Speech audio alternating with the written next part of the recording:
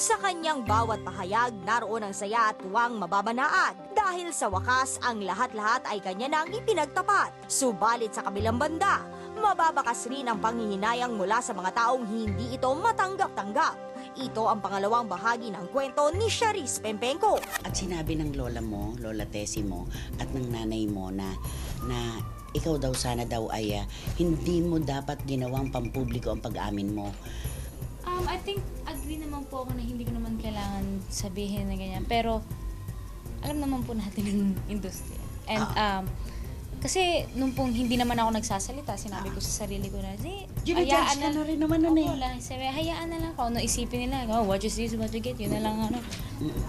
And para rin po sa akin, yung sinabi ko naman na, yung sinabi ko sa buong mundo. Nagpakatotoo ka sa sarili mo, sa iyong publiko, at yun ang mahalaga. Eto naman, malaya ka na nga sa emosyon mo. Sinabi mo na kung anong tunay mong kasarian. Hindi ka naman malaya sa iyong mga magulang at sa iyong pamilya. Gaano kasakit yun? Hindi lang naman po, syempre ako yung may ganitong pinagdadaanan. So, alam ko po kung gaano kasakit. Pero at the same time, ayoko rin naman pong ipasok sa isip ko na forever na magiging ganito, na hindi magiging okay. Dahil alam ko na it might take years or gano'n man po katagal. Pero alam ko eventually magiging okay din po. Bagamat may paninindigan si Charis sa kanyang pagtatapat sa kung ano ang kanyang tunay na kasarian at nararamdaman, malaki pa rin palaisipan kung ito na nga ang tatahakin niyang landas habang buhay.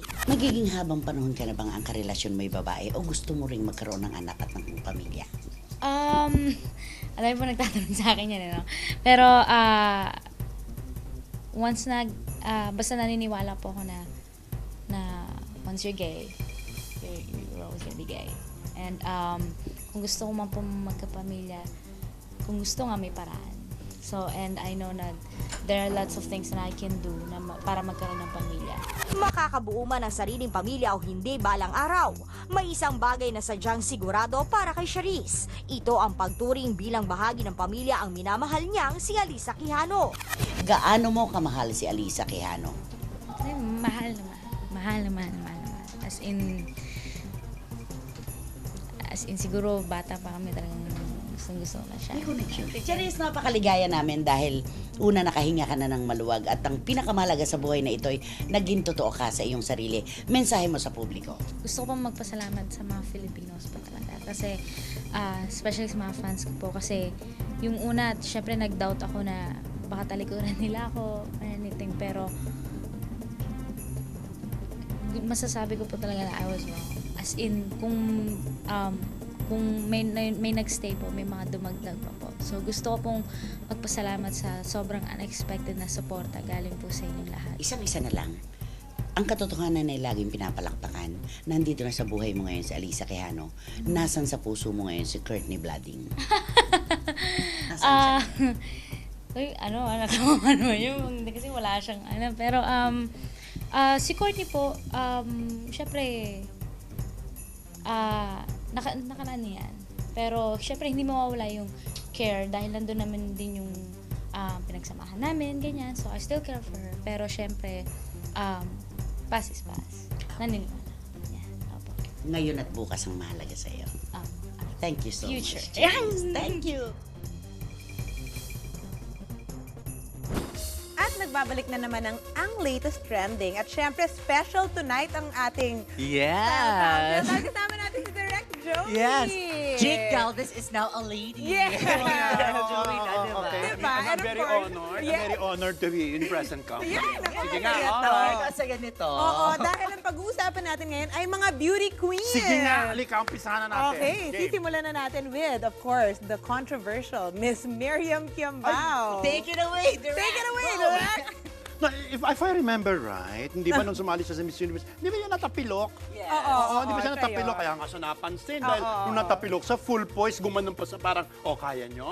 Di ba? And in fairness to her, kahit gusto niya ang mga bading ay, kunin na ng mga flying saucer at dalhin Nasin sa daw siya. planetang Pluto. Okay. okay lang, hindi ba? Okay lang because when you look at her, maganda pa naman siya for her for her age, Yeah. ha? For her age, ha? She still looks good. Kasi hindi pa naman siya nanganganak, hindi ba? Wala pa siyang anak. She's very pretty. In fairness, Hindi, oo. naangat niya talaga yung Philippine. Dahil natin, after because of her. a series of parang Siya hindi talaga yung pumapasok, nag-start. siya nakapasok No, eh. siya nagpasok ng template ng Morena Beauty, hindi ba? Actually, that's very Kaya true. ngayon, lahat ng pinapadala natin sa Miss Universe, mga dark skin. Yes. Pero kahit hindi pa siya Exotic. nagkakaanak, hindi niya na-maintain yung katawan niya kasi medyo lumalapat Oo, na siya, yun lang no? nga. Hindi, Anak, grabe. Ang tawag dyan, age and gravity, di ba? compared direct dun sa iba, parang mas nakayang i-maintain nung iba. Siya kasi, although fit naman siya, Fit naman siya. hindi lang siya parang Bina Morales na cut na That's ganon. Divine. Ibang, Ang importante, malapit siya kay Lord. ay, Lumaki ang kadera niya. Okay pa. Alright. Tama. so, Style Council, Okay. Bonggar Chaka. Pwede bang in between? Bongchak. Bongchak. Oh. Dahil Becky ako, tsaka. Ay, mo ako? prejudicial ka eh. Ako Okay. yung style niya hindi naman nag-evolve, so Chaka rin for me. Diba? Tama ako pa mabait. Oh, ikaw ba mabait? Okay, next one. Ito, Nina Richie Alagao. Siya yung Ito, super ikaw, bright Ma. actor. Favorite mo to. Favorite ko kasi naging ate-ate ko to na nagmo-model ako. And I can see na, ano to, Philippine science to, ganyang katalino yan. Matalino, tapos gracious, tapos marunong mabait na tao. Tsaka pumasok siya ng top 10, di ba? Oo, So, pasok after Miriam siya. Oo, after Tsaka I Miriam. think this is, recent pa tong photo na to. We're happily In married fairness, with ha? kids na yan. No, tsaka yan, she was known nung kapanahunan niya, she was really known for her utak. Yes, Okay? sobrang Ang very galing. bright. Which is also why, pag nakausap mo yan at nakaharap mo yan, she's very humble, she's very down to Yeah. earth, at makikita mo she's very happy. Yes, Okay, kaya tingnan niyo naman ang itsura. Happiness matters a lot. Happiness okay? din yung kanyang paside bubo. And di ano ba? siya, artist na siya. So, nagpe-paint yan, makeup artist. Ang dami niyang ginagawa kasi nga sobrang... Pero ano na siya, creative. stay-at-home mom na lang siya. Yeah, yun talaga ang focus niya ngayon. Saka malapit din Congrats yata to siya her. kay Lord. Okay, so Style Council, Direct Matt, Bongga or Chaka? Ako, bongga. Ako, Bongga, give ko sa'yo. Bongga. Ah, Okay, next one. Eto na, si Miss Precious Lara Kigaman, oh. ang bagong kasal Oo, at at may saka anak title na. holder. Okay, Yes, the very title fact holder. na Miss International ito, hindi mo mapapagkaila. Okay? Yes. Bongga yan for the mere fact na she is one of the few Filipinas na who's able to get an The international title, beauty oo. title. Tsaka, medyo nga siya lumaki dahil nga kakapanganak niya, pero you could see the happiness in her face. Ang ganda ng mukha Ganda niya. siya, ha? I've seen her a couple of face. times Oo. na walang makeup. Hindi niya kailangan ng Tsaka makeup. Morena beauty pa rin, no? In fairness talaga sa trend, pwede ka, girl. Ay, pwede. Pwede, Papadark pwede. pa ako. Padark ka pa ng Papadark konti pa lang. ako. Miss gay na lang ako sa sali. Bongga ka dyan! Si Reyna, diba? Ganon. Oo. So talagang makikita mo yung beauty niya is happiness, which is so important. What you Yeah. think, Matt? Bongga siya. Ako rin, Hindi, ako, bongga siya. okay. So, bongga si Precious Lara Kigaman for our Style Council. Last one. Eto na. Ay, Ito is- hindi naman Diyos ko. Pinoy. Dito Pinoy. From Brazil, si Priscilla Isa din tong, Mireles. diba, Amazona. Malaki siya Malaking, talaga. yan talaga, diba, direct? Pero yung mukha niya, South American beauty. naman. Ganun Bagay talaga. na siya, give ko, pero Fashion-wise. fashion-wise, parang hindi. No kasi alam niyo naman, ang mga Latina, mga South Death American ba sila, no? they're best in swimsuits. Best in swimsuit, best in hair, Best in diba? hair. Best in, Wag mo nang damitan. Okay, pasuotin mo Kasi lang ganda lang swimsuit. talaga, Oo, tsaka ganda. the body. At saka, look at her naman. At saka, the very fact that, Yung she's face happily niya. married, Yeah, oo. mommy na siya. That's true. Again, Ay, alam mo, parang sa listahan natin, halos karamihan happily married, diba? Isa lang yung hindi. kayo talaga malapit naman kay Lord, hindi ba? Kayo talaga, yun na yung happiness niya, di ba? O, kaya, ako to super bongga. Oo, Ikaw? yeah. Bonggang-bongga. Yes, bongga rin for me. Ayan, so Matt, paalala natin sa kanila saan sila. Yes, you can follow our Instagram. It's Ang Latest TV. And follow us on Twitter. It's Ang Latest. Okay. Okay, follow me rin, Direct Joey sa aking Twitter. Okay? Yes, and of course, marami pa tayong pasabog dahil magbabalik ang Latest Insider. Ang latest Insiders Report. Ibabandera na. Eksklusibo. Mula sa ang latest insider na si Reggie Bunoan. Direct Joyce Bernal. Tinanggihan ang MMFF entry ni Vic Soto at Chris Aquino. dahil kay Robin Padilla. At prequel ng box office comedy movie ng Kimidora ipinasa rin daw sa iba. Kasabay ng paglabas ng opisyal na listahan ng mga pelikulang pasok sa Metro Manila Film Festival 2013 ay isang malaking desisyon ang kinailangan gawin ni Binibining Joyce Bernal dahil 3 sa kanyang pelikula ang pasok sa nasabing listahan. At kabilang nga rito, ang Turkey and My Little Bossing ni Vic at Chris, 10,000 Hours ni Binoy at ang Kimidora ni Eugene Domingo. Base sa rules and regulations ng MMFF ay hindi maaaring magkaroon ng higit sa isang entry ang isang direktor. At dahil dito ay kailangan daw mamili ng direktor kung ano sa 3 pelikula ang kanyang gagawin para sa MMFF 2013. Direct Joyce has to let go of the movie ni Vic and Chris kasi isa lang talagang allowed sa MMFF. Nauna na niyang tanggapin ang 10,000 Hours ni Robin Padilla at early this year pa nagsimula na silang mag-shoot. Kaya pati Kimidora ay binigay na niya kay Direk Chris Martinez. She wrote a letter to MMFF committee and we got a reply. She can't do both and finish them on time. Dagdag pa mismo ni Direk Joyce. Nakakahinayang, kaso naumpisan ko rito. Hindi naman pwedeng umurong ako, nakakahiya kay Robin at saka nauna na talaga siya. May out of the country pa kami, so malabo na talaga.